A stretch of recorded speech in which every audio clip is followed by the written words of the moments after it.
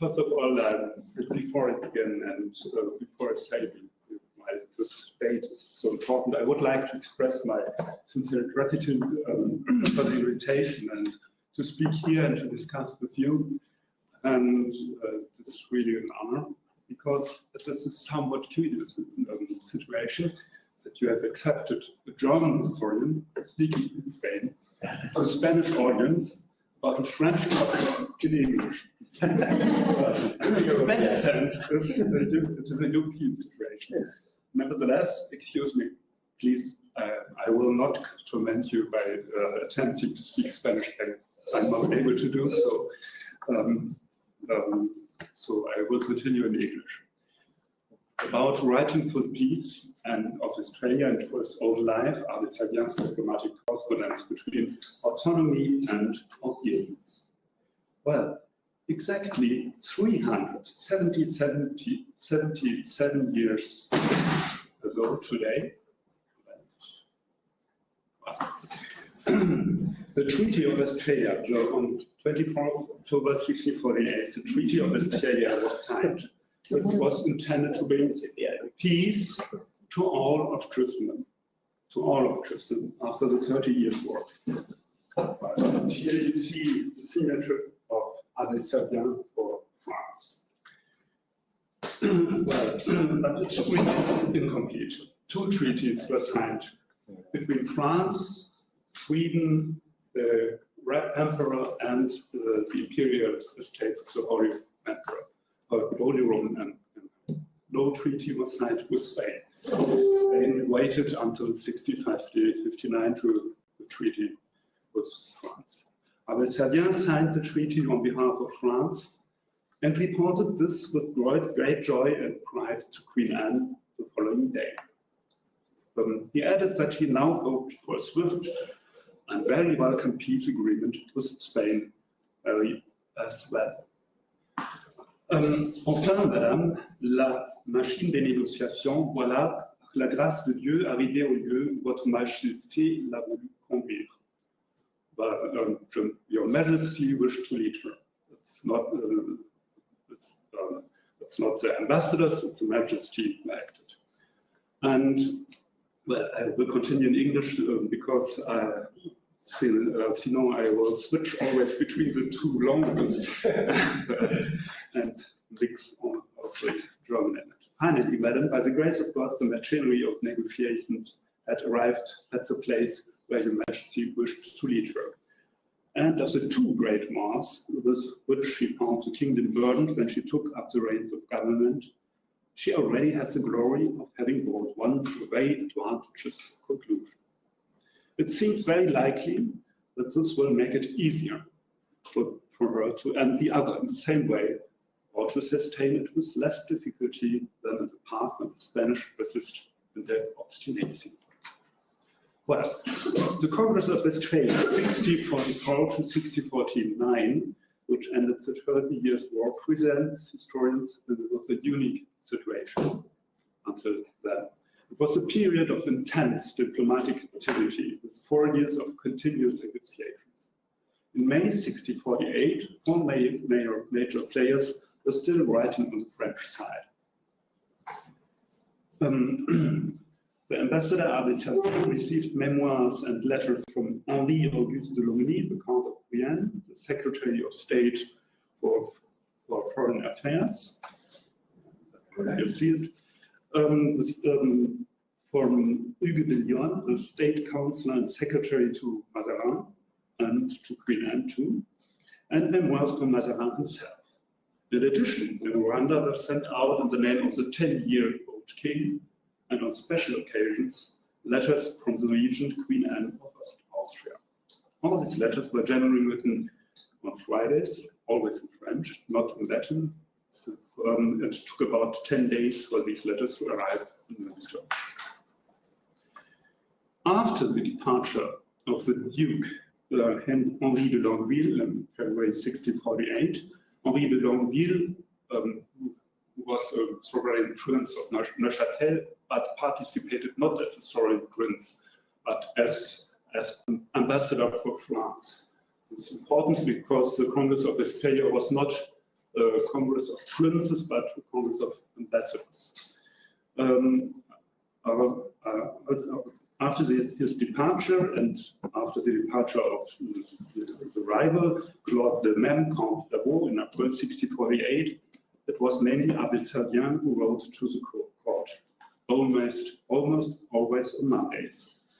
Added to these were letters from Henri Gaulard, Sieur de la Cour, the French envoy to Osnabrück, second place for the Westphalian Peace Congress. It was the social-political conditions of the years 1644 to 1649 within the French monarchy and the situation of a Congress that opened up specific opportunities for effective epistolary action in relation to the social configuration. First, it is important to take into account the king's minority, the regency of the Queen Mother, and a highly controversial cardinal as prime minister.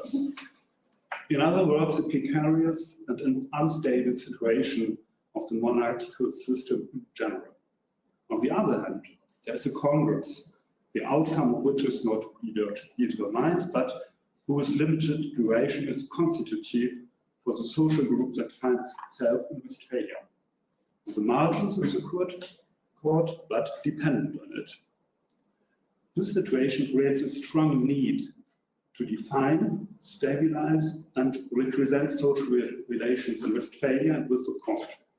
And this is done through correspondence, which allows action to be taken from a distance.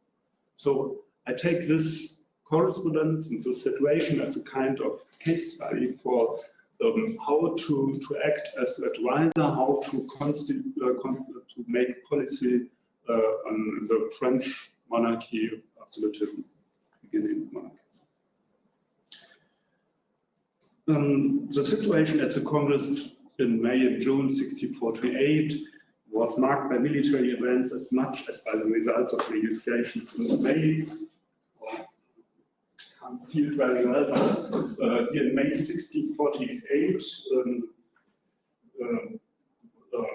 the separate peace between Spain and the Netherlands was run in Münster, a peace that had been concluded there in January, and this peace changed the balance in Münster and Osnabrück in two ways. The Habsburgs had one less belligerent, and France was not only an ally, but also its confidence in the mediation activities of the Dutch emissaries.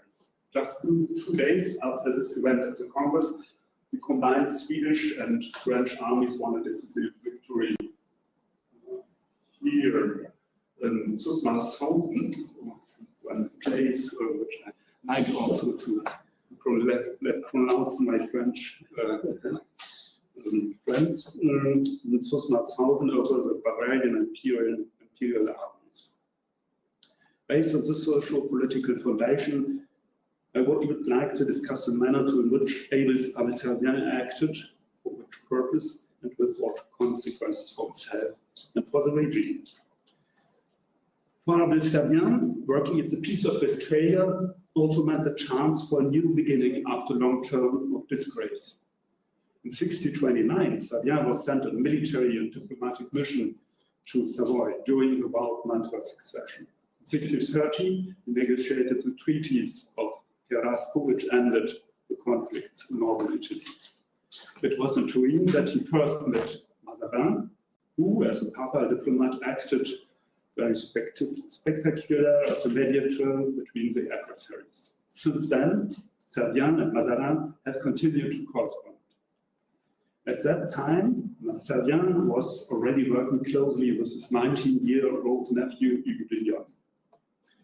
In 1630, Louis XIII granted Servien the position of Secretary of War, but his political fortune came to an abrupt end 6 years later, when he received orders to resign from his post. When, in 1643, after the death of Richelieu, Louis XIII, Mazarin took charge of the government under the regency of Queen Anne of Austria, Abel Servien began a rapid political comeback. The close contacts that Servien and his nephew Lyon had established with Mazarin early on proved to be paying off. The tasks involved in a Congress of indefinite duration represent a special case of the duties of a princely advisor. The social and cultural conditions for such tasks in 17th century French absolutism were rarely outlined as vividly and concisely as in the mythographic philosophical bestseller of the 19th century, Die Sapientia Veterum by Francis Bacon, first published in 1609. This is a collection of short texts that use characters and stories from Greek mythology to discuss, among other things, problems of political actions. The stories are framed at the beginning by the story of Cassandra, which is about speaking the truth, and at the end by Metis, the mother of Athena. Metis embodies the idea of good advice. But Athena is the goddess whose mother is kept secret.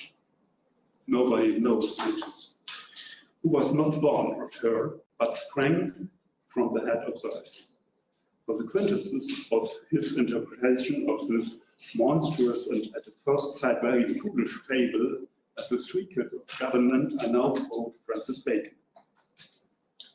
For kings, by a sound and wise arrangement, ties themselves to their councils with a bond like that of a wedlock, and deliberate with them concerning all their greatest matters, rightly judging that this is no diminution to their majesty. But when the question grows ripe for a decision, they take into their own hands whatever has been by the council elaborated and, as it were, shaped in the law, so that the decision and execution may seem to emanate from themselves, from their own head. Nor is it enough that it be seen to proceed from their free and unconstrained and independent authority and will, but they must have the world think that the decision comes out of their own head and that it's out of their proper wisdom and judgment. Royal foresight can be summarized from Bacon, and with him from 17th century political literature in France at all, fundamentally concerns the relationship between the monarch and his advisors. The king must not depend on them, and above all, he must not show this dependence. The king must present himself as an autonomous actor. That is why the secret council is a prerequisite for a good government by an absolute monarch. As a personification of power, the king embodies the right to exercise state authority and, as a result, knowledge of the future. For the advisor on the other side, this means that speaking truthfully and advising about politics and advising the monarch in the 17th century involved different interrelated risks. First, an epistemic risk, because the advice is aimed at the future and knowledge is therefore uncertain. Second, a political risk, because wrong advice has political consequences. And third, the social risk for itself, because the person giving the advice is associated with the advice and their social position depends on giving the right advice at the right moment and on the advice being accepted. Under the conditions of an absolutist government, speaking the truth and advising orally would be clearly preferable to writing it down, because it leaves no trace and is gone once it has been spoken. Unlike writing, which can be passed or disseminated, it has a completely different strategy. The quality of a written prediction can be verified and demonstrated, while an oral one can be denied at any time. For this reason, it is necessary to mention a practice that was significant not only for Servien, but which appears to have been common throughout the Ancien regime, namely copies. Some memoirs exist in 4 copies, 1 copy for the king, 1 copy for Mazarin, a draft by Servien, and another copy that Servien kept at home. And when I say a draft by Servien, we see that this practice of writing letters. I don't mention the task of a secretary, which is very important, sure, but when you see the letters and the drafts, you see really that Servien has written himself some drafts and has used the secretaries before all to decrypt the messages and to write down the latest forms for Mazarin. It is not only the code, but above all, Servien himself guarantees the duration of the written action, and more importantly, ensures that he can maintain control over this duration. Throughout this practice, the field of the experience for an indeterminate future and possible futures is constructed and limited. Servien maintains at every opportunity the possibility of updating and using what he has written. The practice of making copies signifies a shift in risk and temporal power.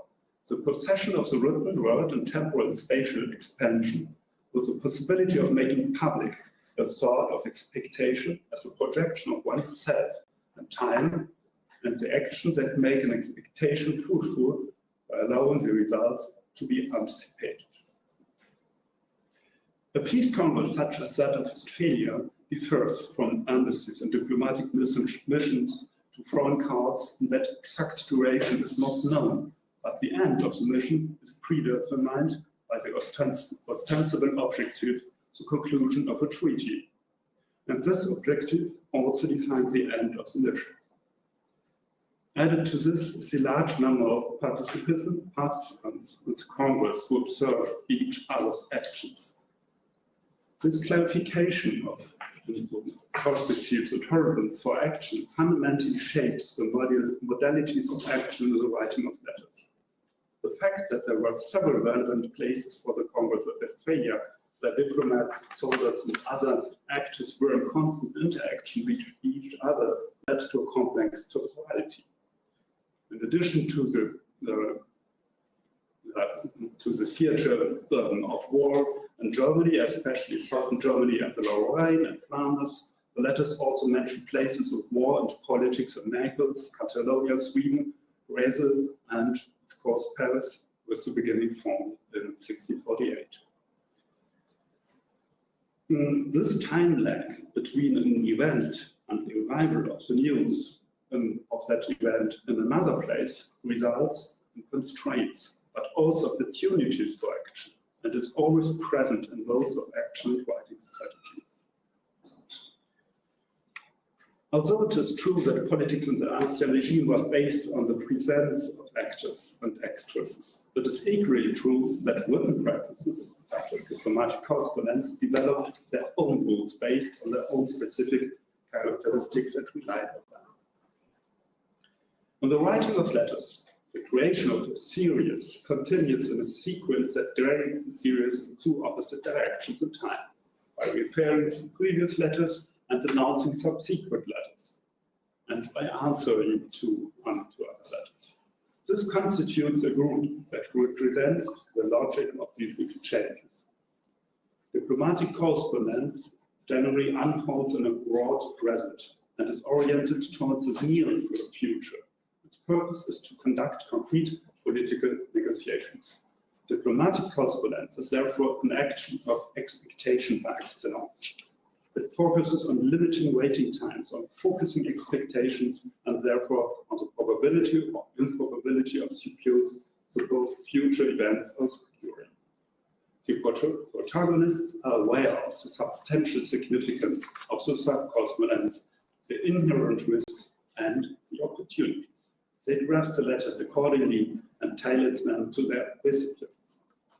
Are there any normative rules for managing these circumstances and situations? Well, a treatise on Parfait ambassadeur offers certain advantages for answering this question on the context of the study. I quote only one, which was first published in French in 1635, because this version, Parfait ambassadeur, was even dedicated to Abel Servien. Nicolas Lancelot translated Antonio de Vera Zuniga's treatise El Embajador, printed in Sevilla in 1620 from Spanish. But Servien also knew the Spanish author and had been fond of him since their meetings in Savoy. Apparently, he received the first version as an author's copy, with a letter from 1631 where made proof written by Abel Servien and found by Maria Gutierrez in the Simanskas. Monsieur, she has translated, Monsieur, you are the soul of your discreet book of the ambassador, from which I have learned the little Spanish I know, and also my office. In the third book, Vera discusses the appropriate ways to write diplomatic letters. He emphasizes that it is particularly important for ambassadors not to write overly detailed reports, but rather to organize them into articles. And I show here some shortcuts. The best method of writing is to arrange the letter in sections, each containing a narration of one point, paying close attention to the substance of the sections and clearly distinguishing those determined. No other causes or reason should be alleged, except that it is true, it is done. The matter has been successfully accomplished. Vera insists that the ambassador must also take into account in his messages the uncertainties surrounding the timing and the progress of negotiations. He must therefore refrain from raising too much hope too soon. Similarly, and as a consequence, he must exercise caution when it comes to congratulating himself and praising his efforts. And there we may think in the letter to Queen Anne. Among other remarks that the perfect ambassador must make is that he should not be so eager for praise of his words that, in order to anticipate their effects, or because he is ill-informed or too credulous, he writes as if something were a fait accompli when it is not.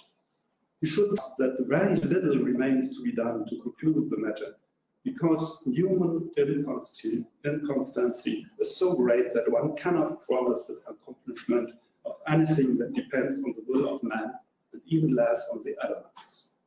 The ambassador must be wary of giving excessive hope and unfailing expectation of the desired outcome of the matter. The ambassador's necessary caution must therefore translate into emotional restraint and pride in his own abilities, and is justified by the temporal uncertainty that determines all his actions. The rules that can be understood as a spelling out of the various risks and translating them into practical implementation, and we may think Servien's letter to Queen Anne on 25th October 1648. The specificity of letter writing is also recognized by those involved. To enhance the social quality of correspondence, certain elements must be taken into account, such as the discipline of writing regularly.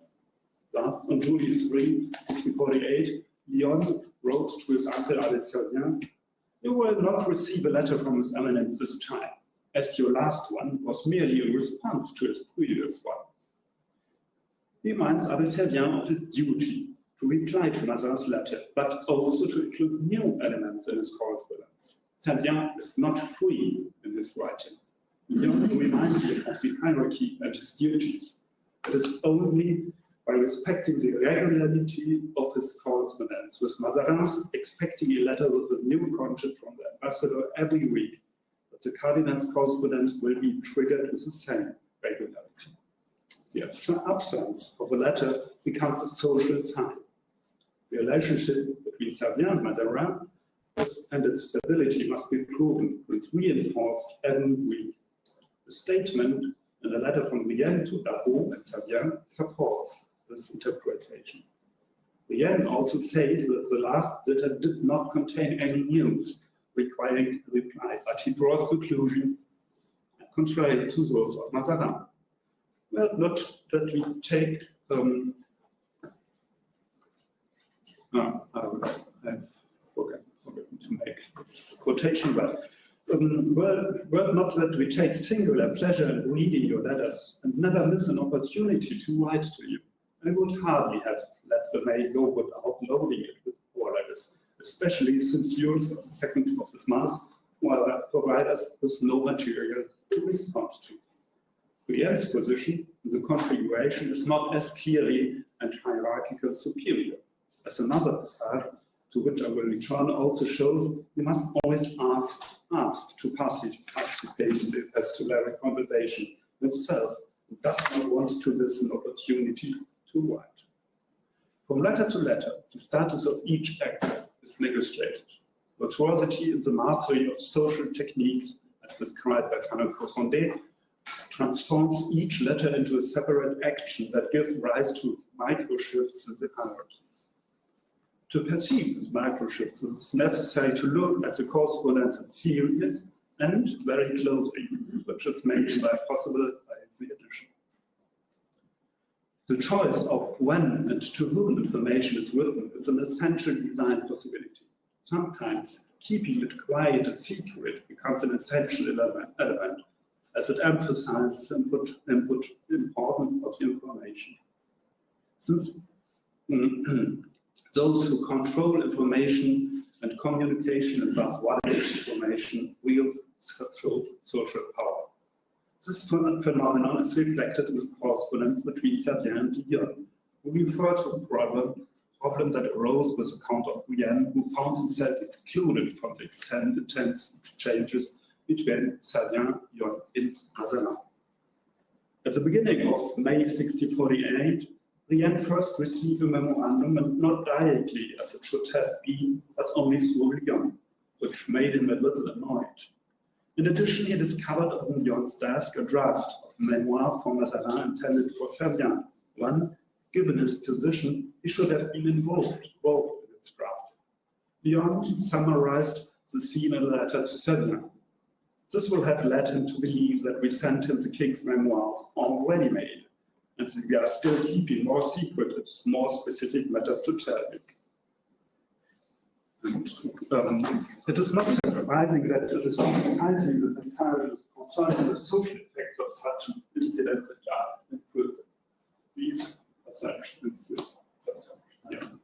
this shows the encrypted passage, indicating that Dion took the matter seriously.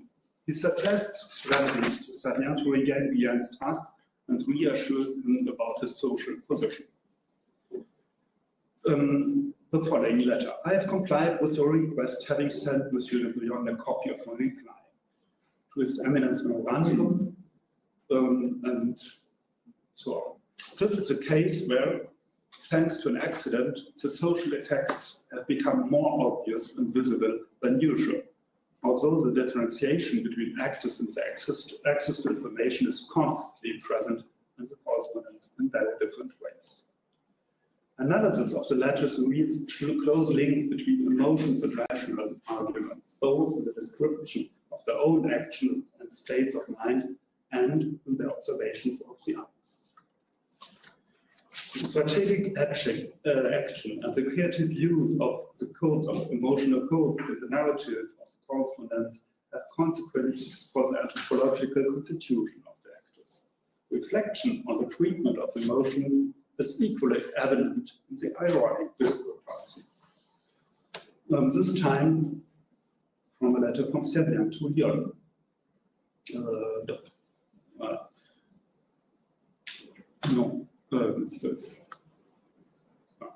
Finally, things went very well, in my humble opinion, but Monsieur Lavaux was kind enough not to send me Monsieur de Brienne's dispatch, which contains some the same information, for fear of giving me the means of advancing affairs.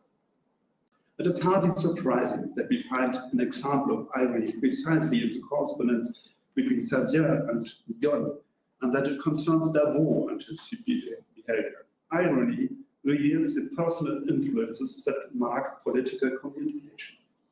Even though these sarcastic remarks appear in the most personal and exclusive part of the correspondence, Servien must expect Lyon to forward this letter, along with his uncle's other letters to Mazarin, as usual, which gives it a broader social and political dimension. The use of irony can be recognized as a means of establishing or maintaining a confidential relationship. By expressing his emotions, Servien shows that he expects Lyon and Mazarin to share them, offering them a deeper and even more personal and intimate understanding than rational in justifications and reasoning. I see this as an example of strategic storytelling with political impact. But it is legitimate, it is appropriate for the persona of an ambassador to show his feelings. A letter from Lavaux to Mazarin proves that there is no simple answer to this question. He describes the meeting with one of the Dutch mediators, a certain Monsieur Pou, who is considered to be rather hostile towards the French. And I don't want to read the letter, let you read it by yourself. This is a scene of implied intimacy in a corner. He met him in a corner in which Lavaux allowed himself the emotional outburst that he now confesses to Mazarin. He surprised me with joy and I kissed him. This anecdote highlights the temporal nature of emotions that arise suddenly, whose momentary character is further emphasized in the letter, which documented them and marks their limitations through constant rationality and seriousness. Thus, the significance of the moment is circumscribed and limited by the seriousness that is immediately regained. I told him with a serious face. A letter from Servien to Mazarin shows the expression of emotions by the most special, intense social connection, such as that which exists between these two, in contrast to Lavaux and Mazarin. Servien emphatically explains how, in the service of the king and his close association with the cardinal, he had taken massive financial risks for himself and his family, so that his credit was exhausted. Here he shows his own emotions, because the impending consequences caused him concern for his family. And once more, I ask to read it, because I'm looking at time for presentation. The writing of diplomatic correspondence is not only about the event itself, but also about how the event is conceived, the narrative, for the recipients. Without the correspondence, an event as it occurred does not exist for the king, the minister, or the ambassador. The epistemic gap between the event that occurred and the narration to which Paul Ricoeur refers, is at least not perfect. The openness of the future and the distance from the royal court, which restrict freedom of action, which therefore oscillates between autonomy and obedience. This is a permanent, inherent, and essential tension in writings. Obedience, as a fundamental element of society under the Ancien Regime, requires concrete and practical arrangements if writing is to be not only despite, not only through, but in obedience. It is precisely in the practice of letter writing, an act of obedience at a distance, that spaces for autonomy arise, especially in the repetitions of the 4 years of the Congress. Obedience to the distant minister and the king develops in relations to the other actions of Congress and the other actors. Each epistolary action is at least an implicit confrontation with this fundamental question, how to play well.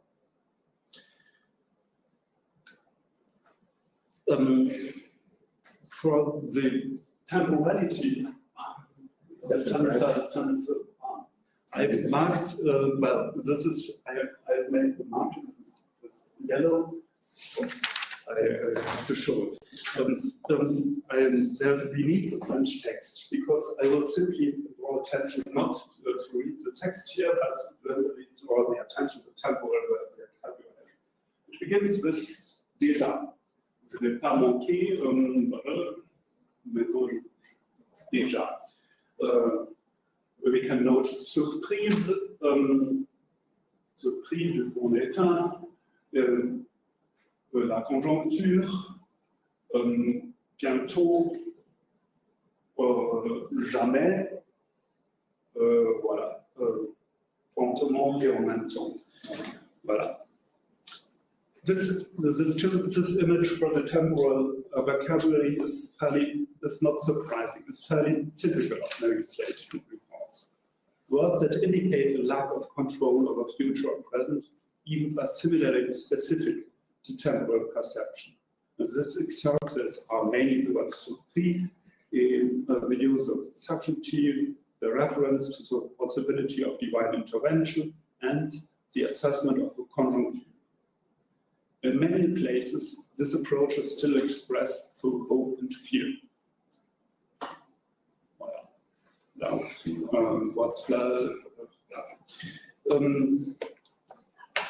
Les espérances et craintes. When the enemy saw that among the regulations lower to the expectations, if we take a quick look at this text here, this is a translation into English. The first sentence shows us Abel Servien as a skilled servant of the king. He immediately passed on the information sent from Paris to the other parties present in Münster. This information concerned acts of war in other places, in Italy and Catalonia. So the first sentence of the memoir brings together several acts of written and oral communication.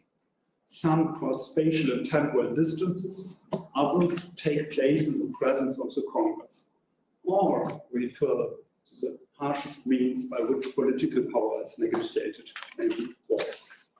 Secondly, and the second phrase, Servien now presents himself as an independent actor with his own direct, unmediated correspondence, which does not pass through the court as a central seat of political power.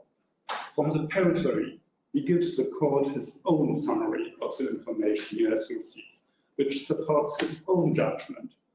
The process Servien constantly uses in his correspondence. With the following sentence, Servien begins to describe the effects of this news has on the actors. From this description, he moves directly to the conclusion and elaboration of actions to action. If we interpret this letter quoted above as a daily representation of the temporal distance overcome and loyalty to royal policy, we can also detect actions at very fundamental moments in the exchange. By this I mean the practice whereby the envoy drafts instructions to be given to himself by the king. In this way, he proves that he already knows the king's political will in advance, and that he is capable of acting in accordance with royal will. Servien's case, for example, at the end of 1646, this involved a draft instruction for his trip to Holland, which he also wrote a draft letter from the king to the States General of the Netherlands. The final instruction was apparently written. The draft fulfilled the needed effect. Servien shows that he not only perceived information relevant to the French king's objectives and decisions, but he also was able to integrate this information, to understand its meaning, and to project possible future scenarios.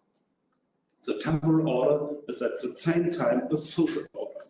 The right to act depends on royal legitimation, which in this case takes the form of silent acceptance of Servien's work. And Mazarin used this strategy too. Mazarin was used the form of mindfulness, understands the possibilities of exchange as a strategic tool. He leaves the risks of epistemological, political, social with the ambassadors on saying nothing to their advisors. The expression of obedience and autonomy includes the recognition of social dependence, which is expressed in will, rational and emotional trust and protection in concrete writing. And I think I will step further because I'm late. If I'm right or no, you have 5 minutes. You have 5 minutes. Good.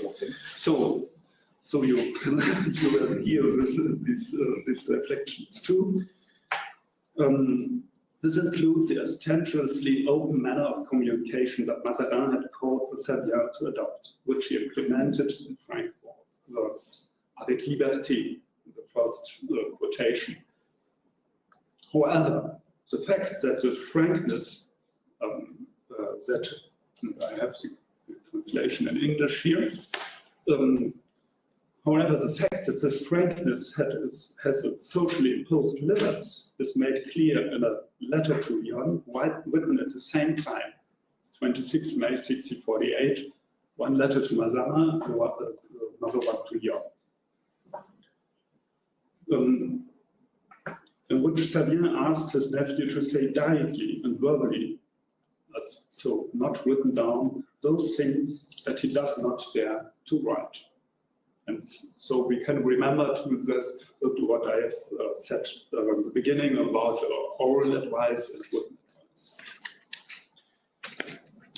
After the signing of the Peace Treaty on 24 October 1648, Servien's formal subordination clashed with the independence he had acquired in practice, both written and oral, which was reinforced by his success.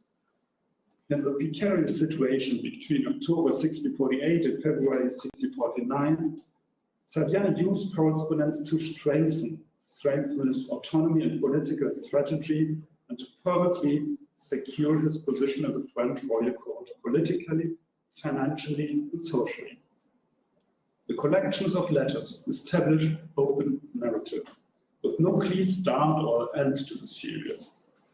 Even Abel Servien's last letters in 1649, 18 February 1649, addressed to Brienne and Lyon before his departure from Windsor to France after the exchange of ratifications, certainly summarize the latest actions at the Congress, but also discuss the political unrest in France, thus looking to the future. Diplomatic correspondence is a practice that, in a very particular way, creates and shapes opportunities and space for autonomous action and mediating between different positions of political and social power. It can therefore be described as an early example and an essential element in the transformation of society of Ancien Régime. Actors like Abel Servien use issues of distance in space and time to develop certain autonomy of action and to shape social political relations between themselves.